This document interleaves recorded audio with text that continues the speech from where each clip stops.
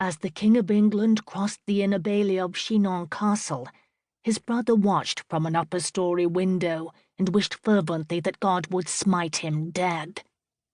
Geoffrey understood perfectly why Cain had slain Abel, the firstborn, the best beloved. Harry was the firstborn too. There were just 15 months between them, 15 miserable months. But because of them, Harry had gotten it all. England and Anjou and Normandy, and Geoffrey had naught but regrets and resentments and 3 wretched castles he was now about to forfeit.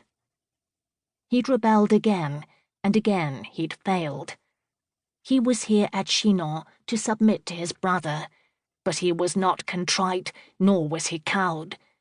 His heart sore, his spirit still rebellious, he began to stalk the chamber, feeling more wronged with every stride. Why should Harry have the whole loaf and he only crumbs? What had Harry ever been denied? Duke of Normandy at 17, Count of Anjou upon their father's sudden death the following year, King of England at 21, and, as if that were not more than enough for any mortal man, he was wed to a celebrated beauty, the Duchess of Aquitaine and former Queen of France. Had any other woman ever worn the crowns of both England and France? History had never interested Geoffrey much, but he doubted it.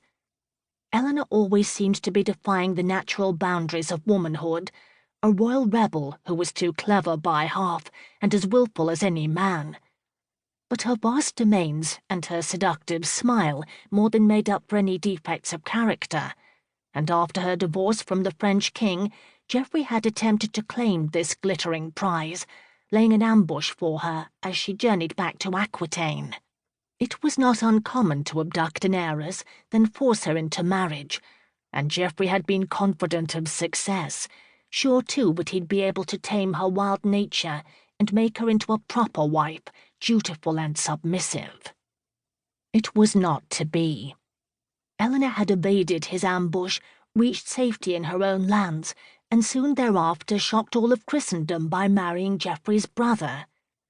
Geoffrey had been bitterly disappointed by his failure to capture a queen, but it well-nigh drove him crazy to think of her belonging to his brother, sharing her bed and her wealth with Harry, and of her own free will.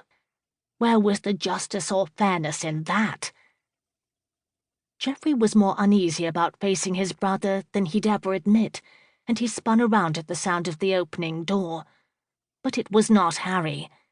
Their younger brother Will entered, followed by Thomas Becket, the king's elegant shadow.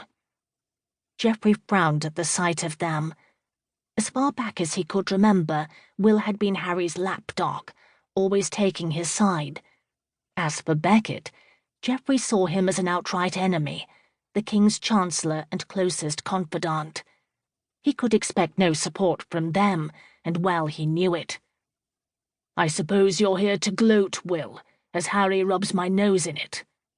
"No, I'm here to do you a favour, if you've the wits to heed me." The most cursory of glances revealed their kinship. All 3 brothers had the same high colouring and sturdy muscular build. Will's hair was redder, and he had far more freckles, but otherwise he and Geoffrey were mirror images of each other. Even their scowls were the same.